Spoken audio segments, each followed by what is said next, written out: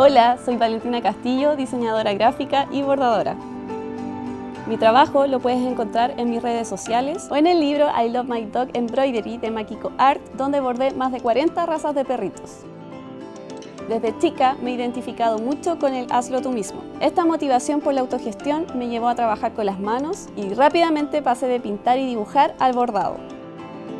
Comencé mi camino como autodidacta y recientemente fui a Londres, a la Royal School of Needlework, a perfeccionarme y aprender mucho más sobre el needle painting o silk shading, que es mi especialidad en el bordado. Mi principal fuente de inspiración son los animales y me gusta pensar que la finalidad de lo que hago es contener memoria a través del bordado y, por qué no, también honrar a nuestras mascotas. En este curso de doméstica aprenderás a retratar animales utilizando el bordado como pintura. Como proyecto, escogeremos una paleta de color para aplicar luz, sombra y pelaje a través de la técnica de needle painting.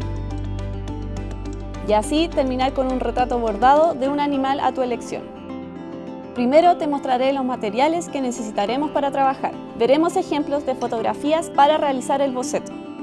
Te mostraré dos opciones para dibujar, una digital utilizando Illustrator y otra manual calcando la fotografía. Te enseñaré a extraer los colores de la fotografía de la mascota para luego seleccionar los hilos de bordar mouliné que conformarán nuestra paleta de color. Veremos cómo tensar correctamente el bastidor y te mostraré cómo delinear algunos rasgos de la mascota.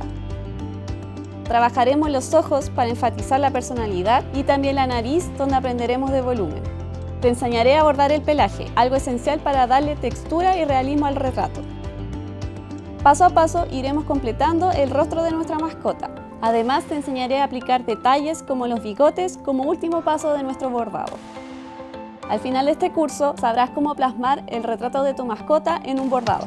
Para tomar este curso no necesitas conocimientos previos de bordado. Eso sí, serán necesarios algunos materiales de bordado como bastidor, telas, tijeras, aguja e hilos, pegamento para tela, lápices de colores y opcionalmente un computador con Illustrator.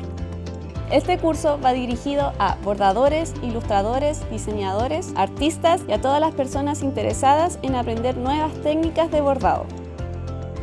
Toma aguja e hilo y borda la memoria de tu fiel compañero en un bastidor.